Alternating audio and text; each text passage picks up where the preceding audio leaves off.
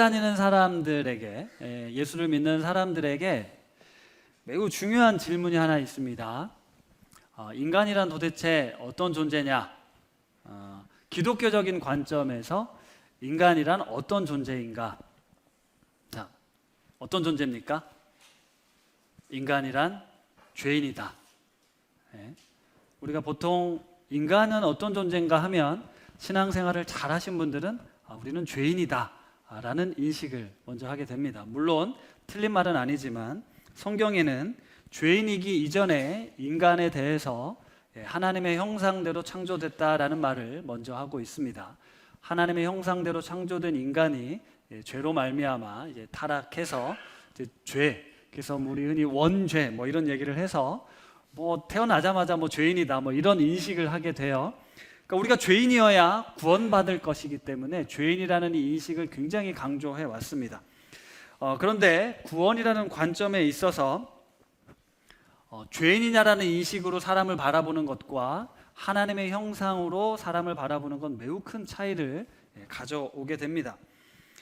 타락한 인간을 구원하는 그런 사명이 있다면 우리에겐 계속 네가 죄인이라는 것을 각인시키게 합니다. 그래서 보통 주일 예배를 드리면 항상 시키지 않아도 기도 인도를 맡으신 분들은 지난 한 주간의 죄를 고백하시고, 그리고 예배 순서 중에 이렇게 고백의 기도 시간을 담으면 사죄, 그리고 사죄의 선언을 듣죠. 그러면 좀 마음이 편안해질 수 있는데요, 그게 매우 중요한 요소라는 건 맞습니다. 하지만 오랜 동안 이 죄인이라는 인식이 강요되어다 보니까 늘 사람들을 죄인 취급한다라는 거죠. 그런데 바꾸고 싶은 건 우리가 하나님의 형상대로 창조된 인간이다라는 걸로 좀 바꿔보고 싶습니다.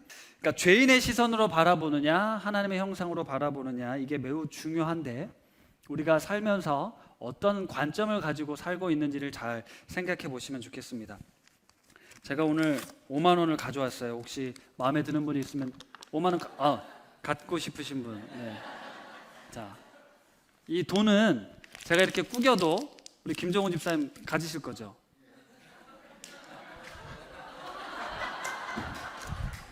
가지실 건가요? 당연히 가지시겠죠. 그렇죠? 이 돈이잖아요, 이거. 만약에 제가 먹을 걸 먹다가 떨어뜨렸으면 주워 먹습니까? 안 먹죠. 버립니다. 그렇죠? 돈이라는 건 저에게 되게 중요한 가치가 있기 때문에 아무한테나 줄 수는 없습니다. 네, 가치가 있으면 그게 구겨져도, 진흙탕에 굴러도, 더러운 게 묻어도 그 가치는 바뀌지 않습니다. 우리 인간이 원래 그런 존재거든요. 그런데 죄인이다라는 인식으로 자꾸 생각을 하면 짓밟혀도 되고 싸고 너는 그런 대접을 받아도 마땅하다라고 생각한다는 겁니다. 하지만 우리는 그런 대접을 받기 위해 이 땅에 존재한 사람들이 아니라는 거죠. 하나님께서 예수 그리스도를 통해 그것을 회복하기 원하십니다. 어제도 하나씩 말씀 중에 그 솔로몬 왕이 성전 건축을 하는데 13년 동안 걸렸다라는 내용이 나와요. 여러분 아시겠지만 성전을 건축하는데 얼마나 많은 자원과 노력과 노동력이 들어가겠습니까? 13년간 많은 백성들이 그 일에 투입이 되었을 겁니다. 그 전에는 물론 이제 전쟁하고 영토를 넓히고 하다 보니 이제 평화로운 시대가 왔을 때 이제 공사가 시작이 되면서 나라를 부강하게 만들고 있는 거잖아요. 이건 이스라엘이 자처한 일이었습니다. 사무엘상 8장 6절에서 9절에 보면 이스라엘 백성이 우리 하나님 필요 없습니다. 우리에게도 왕이 필요합니다. 왕을 주십시오라는 내용이 나오는데요. 한번 읽어볼까요? 같이 읽겠습니다. 시작.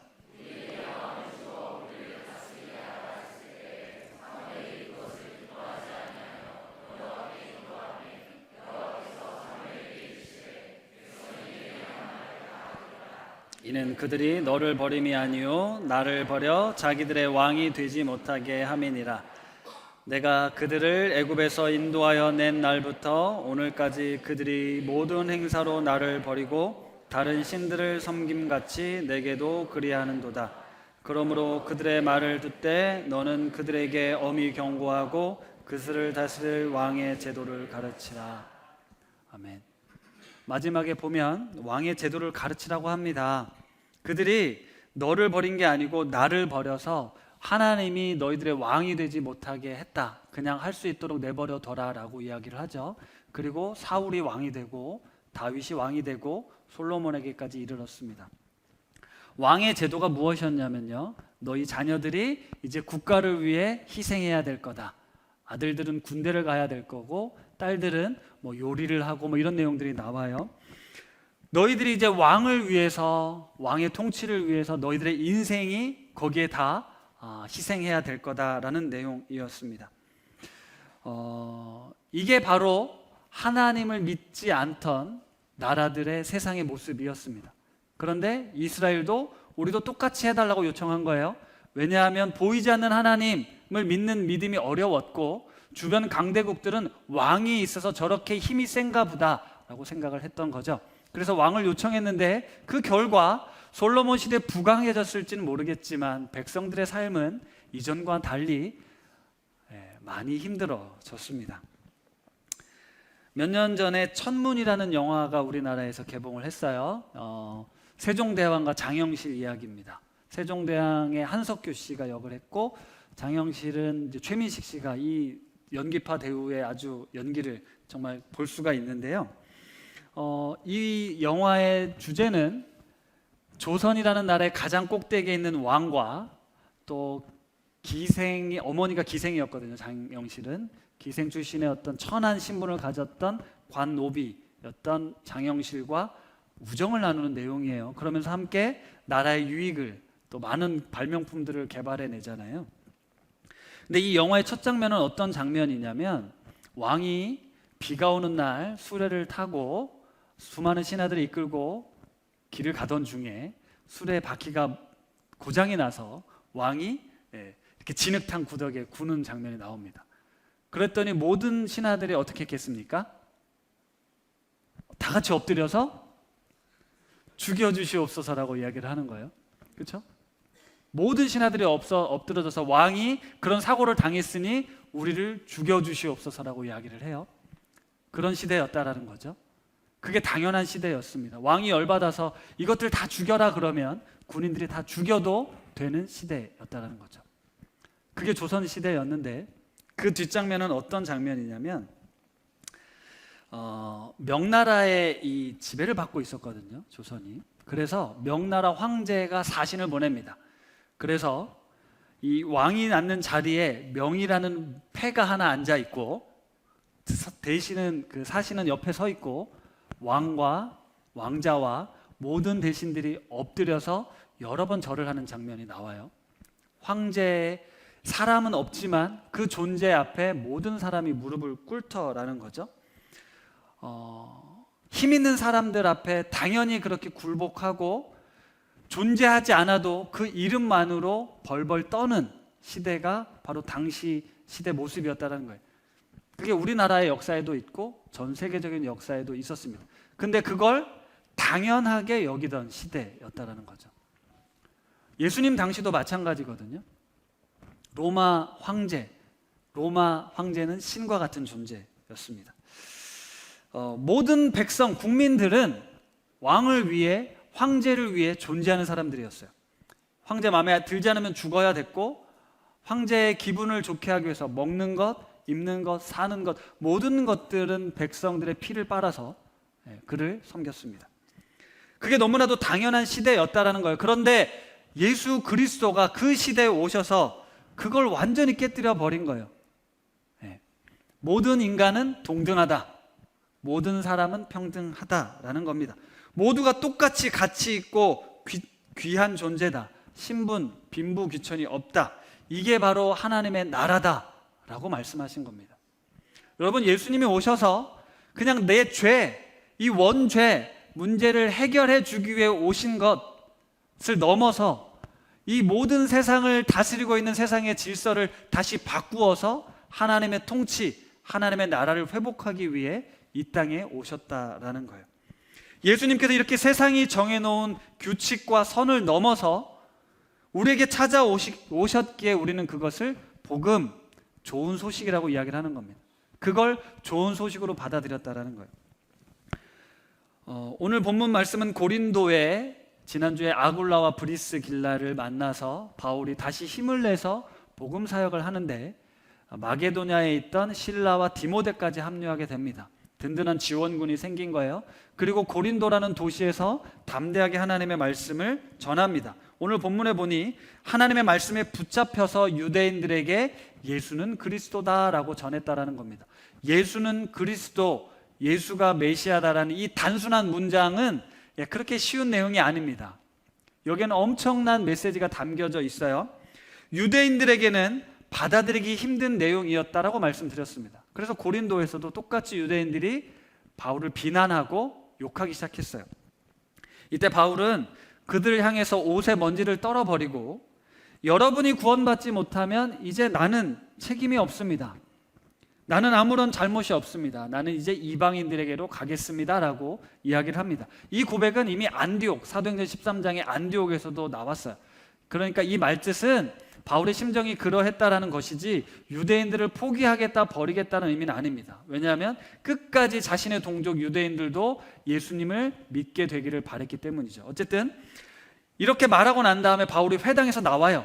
그리고 하나님을 경외하는 이방인 디도 유스도라 하는 사람의 집으로 갑니다. 그런데 그 사람의 집은 회당 바로 옆이었어요. 예배당에서 나와서 옆집으로 가서 거기서 이제 복음을 전하는 거예요. 더 재미난 건 8절에 보니까 회당장 그리스보가 온 집안 식구와 함께 바울의 복음을 받아들인 겁니다. 말하자면 이 예배당의 당회장이 여기서 바울이 복음을 전했을 때 사람들이 시기하니까 나는 바울이 맞는 것 같은데 라고 하고 이 자리를 버리고 옆집에서 일어나는 가정교회로 옮겨갔다라는 의미예요.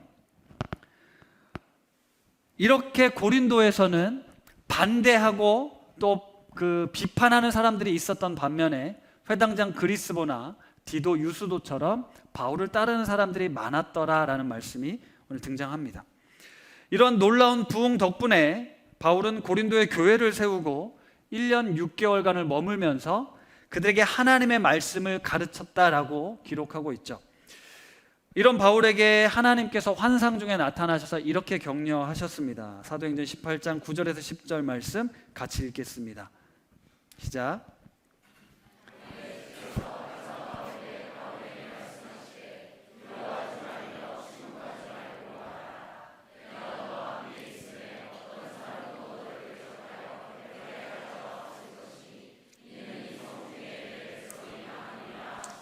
아멘. 처음 있는 일입니다. 바울은 보통 전도여행을 다니면 복음을 전하다가 핍박을 받고 다시 다른 곳으로 이동하는데 고린도에서는 1년 6개월을 머물렀어요. 그래서 제가 고민을 좀 해봤습니다. 도대체 1년 6개월간 무슨 이야기를 했을까? 무슨 말씀을 가르쳤을까? 일주일에 한 번 가르쳤을까? 매일 만나서 가르쳤을까? 잘은 모르겠지만 어쨌든 그 내용이 무엇일까를 요약해보면 두 가지입니다. 첫 번째는 예수는 그리스도다 였어요. 물론 구약의 율법을 가지고 너희들이 그토록 기다리고 고대하던 메시아가 바로 예수다라는 걸 설명하기 위해 참 많이 애를 썼을 겁니다. 하지만 그 메시지는 그렇게 오랫동안 해야 될 메시지는 아니었을 것 같아요. 그렇다면 어떤 내용을 전했을까? 바로 예수 그리스도가 이 땅에 오셔서 사셨던 삶의 이야기, 베푸셨던 기적 이야기, 그분의 가르침이 어떤 것이었는지를 이야기해 줬을 겁니다. 복음서에도 예수님이 하나님 나라에 관해서 말씀하셨어요. 그렇죠? 그리고 사도행전에 보면 1장 3절에 예수님께서 승천하시기 전에 제자들에게 하나님 나라를 가르쳤다는 내용이 나옵니다. 제가 한번 읽어볼게요. 그가 고난받으신 후에 또한 그들에게 확실한 많은 증거로 친히 살아계심을 나타내사 40일 동안 그들에게 보이시며 하나님 나라의 일을 말씀하셨습니다. 죽었다 살아나신 내가 확실히 살아났다라는 걸 증명하고, 그리고 하나님 나라, 내가 공생의 기간 동안 너희들에게 가르쳤던 이 하나님의 나라, 그 나라가 어떤 모습인지를 가르쳐 주셨다라는 거예요. 바울 역시 이 하나님 나라의 일을 가르쳤을 겁니다. 왜냐하면 승천하시는 예수님께서 이 제자들에게 복음 증거의 사명을 말씀하셨을 때 예수님이 죽었다 살아나셨다라는 사실 외에도 그 부활의 능력을 가지신 예수가 하나님이신데 하나님께서 지금 이 세상에 새로운 구원의 역사를 이루실 것이다. 그 세상이 어떤 모습인지 어떤 삶을 사는지를 이야기하셨는데 그걸 가르쳤을 거라는 거죠. 다시 한번 제가 복음에 대해서 정리를 해드릴게요. 서두에 인간이란 어떤 존재이냐라고 질문을 했을 때 우리는 그동안 인간은 죄인입니다라는 인식이 더욱 강했습니다. 그러나 하나님의 형상이라는 것도 우리가 알고 있죠. 죄인이라는 인식은 십자가가 너의 죄를 사하고 너를 구원했다, 이것만 강조하게 합니다. 그게 제일 중요해요. 내가 죄인이어서 영 죽을 수밖에 없는데 십자가 구속의 은혜를 믿을 때 네가 구원을 받는다, 영생을 얻는다, 이게 정말 중요합니다. 하지만 하나님의 형상이라는 인식을 강조하게 되면 그 십자가 속죄의 복음을 넘어 이 땅에 하나님의 나라가 성취되어야 한다는 걸 인식하게 된다는 거죠. 이제 이걸 신학적으로 어렵게 말하면 죄인이라는 인식은 구원론을 강조하게 합니다. 어떻게 구원을 받는지. 그래서 우리가 이 구원론을 강조했기 때문에 모든 집회마다 죄를 고백하고 네 죄는 더 이상 이제 걱정하지 않아도 돼, 이걸 강조했습니다. 그런데 다음 수련회가 오면 다시 걱정돼서 다시 죄를 고백하고 다시 괜찮다라고 돌아가죠. 그런데 하나님의 형상이라는 인식을 강조하면 이건 교회론을 강조하게 됩니다. 네가 구원받은 사람으로서 어떻게 살아야 되는지를 강조하게 된다는 거죠. 여러분, 우리는 구원받은 존재들이잖아요. 이미 예수 그리스도 십자가 사건은 우리를 향한 하나님의 사랑을 확증한 사건이에요. 이건 그 어떤 것으로도 끊을 수 없습니다. 따라서 우리는 내가 구원받았다라는 이 사실에만 머물러 있어서는 안 된다는 거예요. 내가 예수 그리스도로 인하여 하나님의 형상이 회복된 것처럼 당신 안에도 그 하나님의 형상이 있다는 걸 알려주고, 또 세상 하나님의 형상인데 지금 죄로 말미암아 그것들을 알지 못하는 이들에게 당신이 얼마나 사랑스러운지, 얼마나 괜찮은지, 세상에서 어떤 대접을 받고 있는지 난 잘 모르겠지만 네 존재는 하나님의 형상이라는 걸 알려주는 게 복음이라는 거예요. 아까 언급했던 그 천문 영화, 왕과 그 천민이 친구가 되는 내용이거든요. 모든 사람들이 못마땅하게 생각했습니다. 이때 세종대왕의 감동스러운 대사, 이런 게 있어요. 신분이 무슨 상관이야. 같은 하늘을 보면서 같은 꿈을 꾸는 게 중요한 거지. 왕이 천한 노비에게 우리 신분이 무슨 상관이냐, 같은 하늘을 보고 같은 꿈을 꾸는 게 중요하지 않냐라고 이야기를 하거든요. 여러분, 우리의 위대한 그 조상 세종대왕은요, 한글을 만드셨잖아요. 여러분, 한글 만드는데 엄청난 핍박과 박해가 있었던 거 아시죠? 모든 사람들이 다 반대했습니다. 그래서 세종대왕은 한글을 대신들 몰래 만들었어요. 이런 내용이 이 영화에도 잠깐 언급이 되거든요. 세종대왕이 못마땅했던 대신들이 있었죠. 그런데 장영실과 친하게 지내는 거예요. 아까 그 수레바퀴 사건, 이것의 그 영모다라고 이제 죄인을 찾고 있는데, 이 영의정이라는 사람이 왕을 찾아와서 한글을 만드는 걸 포기하시면 장영실을 살려주겠다라고 협상을 합니다. 너무너무 아끼는 이 노비, 죽어도 상관없을 그 사람을 세종대왕은 버리질 못해요. 한글을 버릴 생각을 하십니다. 이걸 장영실이 눈치를 채죠. 그래서 고문을 받을 때 내가 임금의 수레바퀴에 문제를 일으켜서 모해하려고 했다, 반역을 일으키려 했다라고 해서 죽게 됩니다. 세종대왕이 놀래서 네가 진짜 그랬냐, 장영실이 하지 않았다는 걸 알았기 때문에 물었지만 자기가 했다라고 이야기를 하죠. 그리고 2년 뒤에 한글을 만드는데요, 한글을 창제하게 되는데, 이때 대신들의 주장은 이거였습니다. 우리는 명나라를 섬기는 나라이기 때문에 우리 글을 가져서는 안 됩니다. 세종이 말하죠. 글자를 만드는 건 모든 백성을 위한 것이다. 그때 영의정이 글은 사대부의 밥이고 권력입니다. 권력을 백성들에게 나누어 주면 조선의 모든 사대부들이 왕에게 등을 돌릴 겁니다 라고 이야기를 합니다. 당시엔 백성들은, 신분이 낮은 그들은 힘을 가져서는 안 된다. 우리가 그들을 통치하고 다스리려면 힘이 있어야 되는데 바로 그게 글이었다라는 거죠. 세종 대왕이 그것을 백성들에게 주려고 하니까 그토록 반대를 한 겁니다. 종교 개혁이 일어난 것도 이와 마찬가지예요. 당시에는 성직자들만 성경을 볼 수 있었고 읽을 수 있었습니다. 매우 어려운 라틴어로 되어 있었기 때문에. 하지만 종교 개혁을 통해서 이 성경이 모든 사람들이 읽을 수 있는 언어로 번역되게 됐습니다. 성도들도 하나님의 말씀이 이런 내용이 있구나라는 걸 알게 되는 거예요. 그동안은 사제, 신부에 의해서 전해진 것만 들었는데요. 이게 사제들의 권력을 분명히 약화시킨 건 맞습니다. 그러나 만인 제사장서를 주장하면서 모두가 하나님의 형상으로 하나님의 사람답게 살 수 있어야 된다는 걸 주장하신 거죠. 그런데 그런 모습이 현재도 있다라는 겁니다. 오늘날도 이 지도자들은 백성들에게 권력을 나눠주려고 하지 않습니다. 모든 권력은 주권은 백성에게 있다라고 말은 하지만 그렇지 않습니다. 어떻게 해서든 자신들의 기득권과 통치를 유지하려고 이 백성들을 심한 말로 개, 돼지 취급을 한다라는 거죠. 그것은 비단 오늘날뿐만 아니라 아주 오래된 인류의 역사였다라는 거예요. 그게 세상의 모습, 세상의 통치라는 겁니다. 조금 성격이 다를 수는 있지만 유대인들이 가지고 있었던 선민 사상도 이와 비슷합니다. 하나님의 선택은 나에게만, 우리에게만 주어졌다라고 그들은 굳게 믿고 있었어요. 그 누구에게도 나누어져서는 안 됐습니다. 이방인들에 대한 유대인의 사고는 저들은 지옥의 땔감으로 쓰일 존재들로 보고 있었어요. 그들에겐 복음이 전해질 필요가 없었습니다. 왜 그런 선민 사상이 더 가득해질 수밖에 없었냐 하면 이스라엘이 멸망했기 때문이죠. 포로로 잡혀갔습니다. 모진 세월을 보냈어요. 바벨론의 포로로 잡혀갔고 다시 고향으로 돌아왔지만 자신의 나라를 세울 수 없었습니다.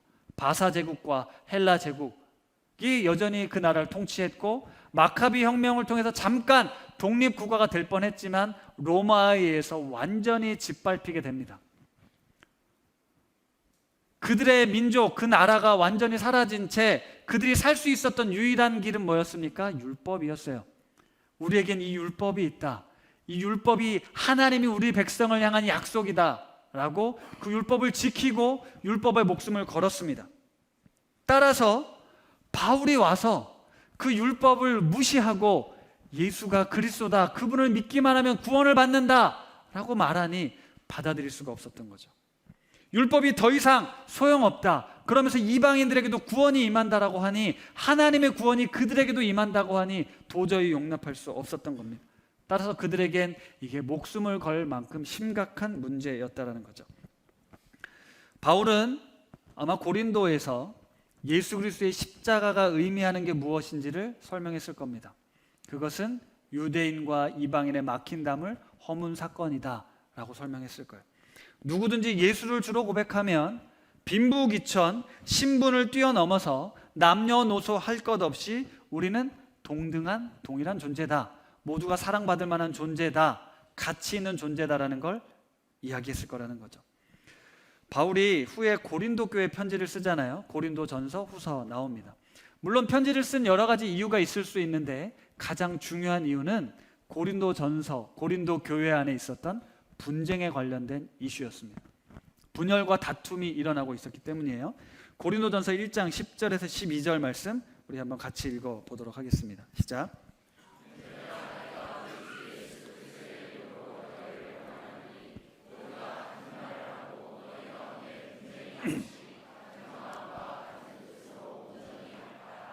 내 형제들아, 글로의 지편으로 너희에 대한 말이 내게 들리니 너희 가운데 분쟁이 있다는 것이라. 내가 이것을 말하거니와 너희가 각각 이르되 나는 바울에게, 나는 아볼로에게, 나는 게바에게, 나는 그리스도에게 속한 자라 한다는 것이니. 이게 고린도전서 서두에 나오는 내용이에요. 예전에는 그냥 이걸 쉽게 지나갔는데 이번 말씀을 준비하면서 그랬겠구나 싶습니다. 바울이 전한 복음은 유대인이나 이방인, 로마인이나 헬라인 모두 할 것 없이 그리스도 안에서 한 가족이 된다라는 복음이었다라는 거죠. 바울은 모든 사람을 예수 그리스도를 주님으로 영접하기만 하면 다 받아들였습니다. 포용적인 공동체를 추구했어요. 그러나 현실은 이상과 달랐습니다. 다른 사람들이 어울리는 거예요. 유대인들은 유대인들의 살아온 방식이 있었고, 이방인들은 이방인들의 살아온 방식이 있었고, 로마인은 로마인의 방식이 있었습니다. 그리스 헬라 철학 사상으로 가득 차 있었던 사람들이 이 신학적 논쟁에 왜 문제를 제기 안 했겠습니까? 그렇죠? 많은 이슈들이 있어요. 여기 안에도 예수 그리스도를 믿는다라는 건 동일하지만 어떻게 믿어야 되는지, 죽음은 무엇인지, 구원은 무엇인지 다 각자의 성향과 소견이 다르다라는 거죠. 그러니까 갈등이 생긴 겁니다. 나 베드로로부터 배웠어. 이게 진짜야. 아니야. 바울이야. 아볼로야. 이런 사람들이 나는 다 필요 없어. 나는 예수님만 바라볼 거야. 우리의 모습은 어떠신가요? 만약 바울이 그냥 바울 추종자들만 데리고 따로 떼서 교회를 했다면 어땠을까요? 그냥 나를 잘 믿고 나와 성격에 맞는 사람들하고만 교회를 했다면 이런 문제가 발생하지 않았겠죠. 주의 사자가 바울의 환상 중에 와서 담대해라, 내가 너와 함께 할 테니까 말해라 라고 했던 이 복음은 사실 너무 당연하게 드릴 수 있는 복음이 아니었다는 거예요. 모든 사람의 삶을 송두리째 뒤집어 엎을 만큼 우리의 삶의 많은 부분에 희생을 각오해야 될 만큼 그런 복음이었다는 거예요. 예수 그리스도의 십자가가 나의 죄의 문제를 해결해 주신 건 맞지만 하나님과 깨어진 관계가 회복된 사람들은 이웃들과의 깨어진 관계도 다시 회복하는 거다. 이게 진짜 구원의 의미다라고 말했다라는 겁니다. 하나님의 구원 목적은 우리가 그리스도 안에서 함께 연합하고 하나 되는 것입니다. 하지만 이상과 현실이 다름을 바울도 알았고 우리도 뼈저리게 느끼고 있습니다. 그래서 처음에 인사드린 것처럼 당신 안에 하나님의 형상이 있습니다. 당신 안에 하나님이 계십니다. 하나님의 형상으로 바라보는 이 노력들을 우리가 계속해야지, 죄인이라는 인식으로 바라보면 얘가 조금만 나와 다르면 시기하게 되고 비난하게 됩니다. 교회도 얼마 나오지 않은 것이 나보다 뭔가 튀고 사람들도 인정을 받기 시작하면 우리 안에 그런 마음들이 생긴다는 거죠. 교회 안에 여러 계급과 질서가 생긴 이유는 뭡니까? 세상과 똑같은 모습이었기 때문입니다. 우리 모두가 그런 세상의 질서를 따르고 있었기 때문이에요. 담임 목사가 정점에 있고 여러분들은 저 밑에 감히 상종할 수 없는 그런 존재들로 만들어 놓은 교회들을 보면 하나님의 나라의 모습은 분명 아닐 거라는 겁니다. 고린도전서에 여러 가지 이슈들, 분쟁에 대한 내용들이 나오는데요, 12장에 가면요 성령엔 여러 가지 은사가 있다는 내용이 나와요. 성령의 은사는 여러 가지다라는 거예요. 그리고 교회 안에 여러 지체가 있다라고 이야기를 합니다. 손도 있고 머리도 있고 발도 있고 다 있다라는 거예요. 그런 지체가 예수 그리스도를 머리로 함께 지어져 가는 걸 교회라고 이야기를 한다라는 거죠. 그런데 각 지체가 자기들끼리 다투고 있는 거예요. 은사를 가진 사람들이 이게 더 좋은 거야, 이게 더 센 거야, 이런 걸 이야기를 하고 있다라는 거죠. 그래서 더 큰 은사를 사모해라 라고 이야기를 하고 고린도전서 13장으로 넘어갑니다. 바로 사랑장이죠. 13장 전체를 통틀어서 사랑이 무엇인지를 가르쳐주고 있는 거예요. 고린도 교회, 그리고 14장 예언과 방언 이야기를 거쳐서 교회의 질서, 덕을 세우는 대로 이 은사를 사용해라라고 이야기를 하고 15장에 가서 부활을 말씀하고 있는 겁니다. 우리가 예수 그리스도의 죽음과 부활을 통해 얻게 된 이 구원의 역사가 어딜 향해 가고 있는지를 바울은 이야기하고, 비록 이곳에서 여러 가지 고난과 시련과 다툼과 분쟁이 있지만 결국 그리스도 안에서 너희가 사랑으로 연합하고 한 가족 지체가 되어야 한다. 그리고 마지막 때에 다시 그 영광스러운 모습으로 부활하자라는 말씀을 전하게 된 거죠. 이것이 이 땅에서 우리가 그리스도인으로 살아가야 될 매우 중요한 모습이었다는 겁니다. 사진 하나를 보여드릴게요. 혹시 이 영화를 보신 분들이 많이 있을 겁니다. 기생충이라는 영화죠. 아마 많은 분들이 보셨을 텐데 여기 사진에 보면 선이 하나 보일 겁니다. 유리로 된 선, 아주 봉준호 감독이 기가 막히게 집주인과 수발을 드는 가정부의 이 선이 있죠. 넘어오서는 안 되는 선, 이런 이야기가 있는 거예요. 감독이 이런 영화를 이렇게 설명했어요. 이 영화는 부자와 가난한 자 사이에서 그들의 선을 아슬아슬하게 침범하는 이야기를 담은 영화다. 부자와 가난한 자의 선이 있는데 그 선을 아슬아슬하게 침범하는 영화라는 거예요. 우리 사회를 아주 비판적으로 냉철하게 분석한 영화인데 사실 넘어서는 안 되는 선이 있습니다. 예. 그 선을 넘으면 불쾌한 것들이 있어요. 그런데 이 영화에 이 선을 넘는 요소가 나와요. 그게 뭔지 아십니까? 냄새였습니다. 선을 지켜야 되는데 냄새는 이 선을 넘어오는 거예요. 그 주인공의 아들이 이 가정부에게서 똑같은 냄새가 나고 기사에게서 똑같은 냄새가 나고 과외 선생님에서 똑같은 냄새가 난다 이런 얘기를 하거든요. 가족이 모여서 야 우리가 아무리 씻어도 왜 무슨 냄새가 난다고 그러는 거냐.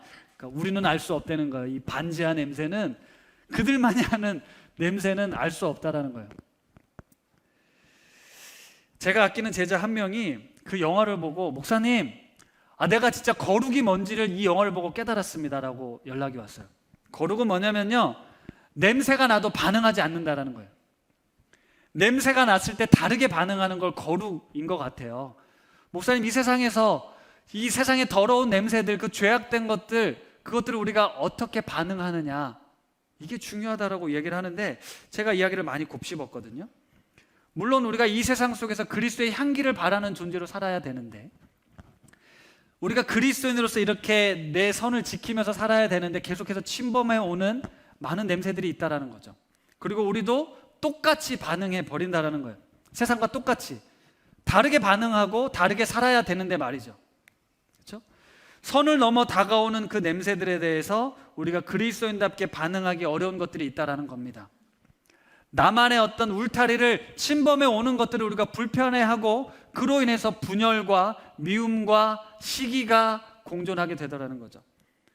그럴 때 내가 어떻게 반응하는가가 바로 하나님의 거룩한 백성들의 모습이라는 겁니다. 유대인들에게 있어서 하나님은요 절대로 넘어오시면 안 되는 분이셨어요. 인간과 하나님에겐 선이 있었는데 하나님께서 넘어오시면 안 됐었어요. 왜냐? 내가 믿는 하나님, 내가 알고 있는 하나님은 어떤 하나님이냐? 여러분 모세가 시내산에서 십계명을 받으러 올라갔을 때 하나님이 이런 얘기 하시거든요. 자, 여기 이상은 백성들 못 오게 해야 돼. 이 선 넘어오면 다 죽을 거야. 기억나시죠? 모세를 통해 성막을 만드셨어요.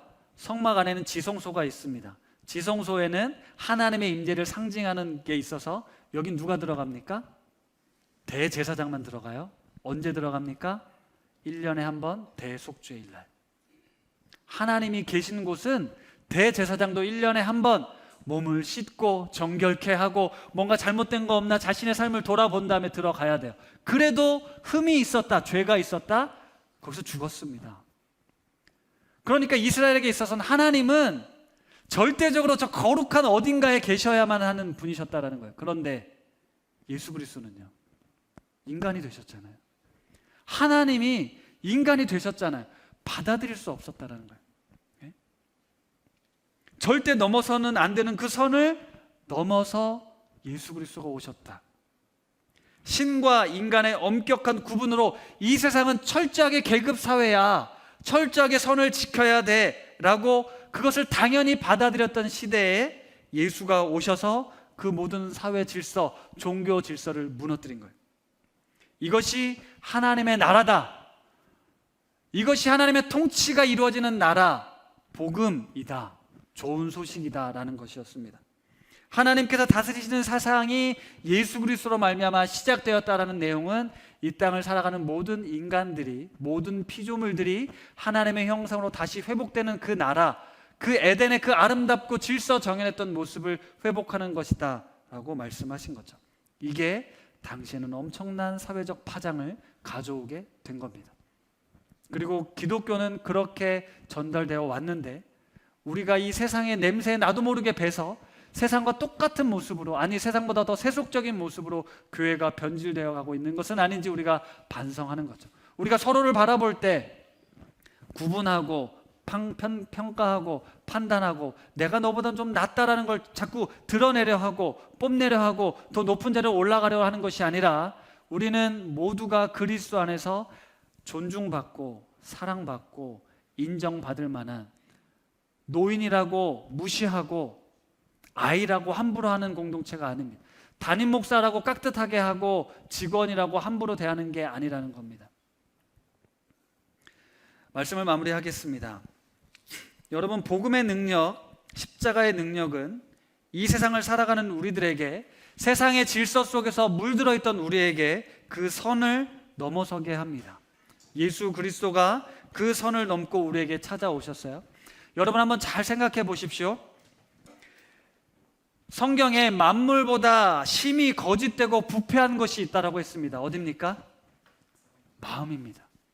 내 마음이 이 세상 모든 만물보다 심히 거짓되고 부패한 곳이었어요. 거기에 누가 오셨다고요? 주님이 오셨어요.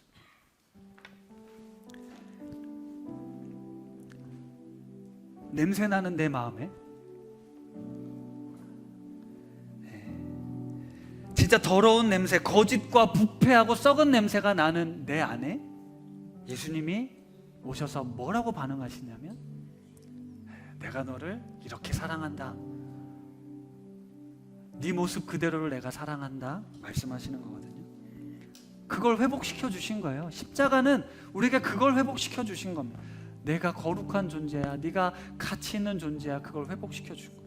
세상에선 노예였을 수도 있고 종이었을 수도 있고 보잘것없는 취급을 받았는지 모르겠지만 예수님이 오셔서 너는 그런 존재가 아니란다 라고 말씀하셨다라는 거거든요. 아무런 조건이 없었습니다. 내가 잘 보일 만한 그 어떤 것도 하지 않았어요. 하지만 무조건적인 은혜로 우리를 찾아오셨죠. 내 안에 예수님이 계신다는 것, 하나님이 내 안에 계셔서 나와 함께 하신다는 것만으로 우리는 충분합니다. 다른 어떤 건 다 부수적인 거예요. 그런 것 때문에 시험 들 필요도 없고 상처받을 필요도 없습니다. 먼저 내 안에 예수 그리스도의 생명으로 충만케 된 다음, 그 다음에 네 안에도 그런 하나님의 형상이 있어, 네 안에도 하나님이 있어, 제발 그걸 알았으면 좋겠어 라고 알려주는 게 바로 우리 그리스도인의 삶이라는 거예요. 교회는 그런 공동체입니다. 당신 안에 하나님의 형상을 회복하도록 돕는 거예요. 그냥 교회 나오라고 하는 게 전도가 아니고요, 여러분의 삶에서 만나는 그 영혼들, 그 사람들에게 당신은 괜찮은 사람이야, 당신은 사랑받을 만한 사람이야 라고 알려주는 겁니다. 넌 죄인이야, 너 그렇기 때문에 이렇게 벌 받는 거야, 네 인생 그렇게 안 되는 거 네가 죄인이기 때문이야, 그렇게 정죄하는 인생이 아니고요, 살아가는데 얼마나 괴롭고 힘든지, 무슨 이유에선지 모르겠지만 네가 이렇게 아파하고 힘들어하는 그 이유 우리 하나님은 알고 계셔. 너의 영혼을, 너의 삶을 괜찮다, 가치 있다 말씀하시는 분, 그것을 전해 주어야 한다는 거죠. 한 성도님께서 저에게 이런 메시지를 보내셨어요. 목사님, 제가 요새 경제적인 능력이 부족해서 교회에 재정적으로 도움이 되지 못해 송구합니다 라고 문자를 주셨어요. 그분의 마음이 진심이라는 걸 알고 있습니다. 그래서 저도 진심을 다해 답했어요. 성도님 가정이 우리 우신에 함께 와 있는 것만으로도 너무 감사하고 행복합니다. 분립하면서 말씀드린 내용이거든요. 성도를 돈으로 보지 않는다. 물론 교회를 운영하고 또 교회를 세워가는 데 있어서 필요합니다. 하지만 쓸모가 있다고 해서, 능력이 있다고 해서 우대하고 그렇지 않은 사람들을 함부로 하지 않습니다. 물론 부족한 인간인지라 이 마음이 잘 전달 안 될 수도 있죠. 그럴 수 있습니다. 하지만 제 마음 중심엔 여러분 한 분 한 분이, 여러분이 어떤 성격을 가졌든 어떤 사회적인 역할을 하든 중요하지 않습니다. 그냥 이곳에 있을 땐 우리 모두가 똑같이 사랑받는 존재, 행복해야 되는 존재, 그걸 알려드리고 싶어요. 교회는 돈으로, 능력으로, 사회적인 여러 역할과 지위로 구분하거나 놔두지 않습니다. 그래서는 안 됩니다. 모두 다 누구에게나 하나님의 형상, 죄인된 우리들을 구원하신 하나님의 은혜에 감격해서 우리가 이곳에 모여서 함께 기뻐하고 함께 감격하고 다시 이 거친 세상, 이 고된 세상을 살아갈 힘과 위로를 받는 곳이 바로 이 공동체입니다. 이를 위해 예수 그리스도가 오신 거예요. 그리고 그 복음의 능력이 나를 덮음으로 나를 위한 복음을 넘어서 우리의 가족들, 매일같이 부딪히고 상처받고 힘든 우리 가족들 안에 그 하나님의 형상을 우리가 끊임없이 고백할 수 있었으면 좋겠어요. 우리 이웃들에게도 이 세상을 향해서도 그런 하나님 나라의 복음을 전하는 우리 우신 가족들 다 되시기를 간절히 바랍니다.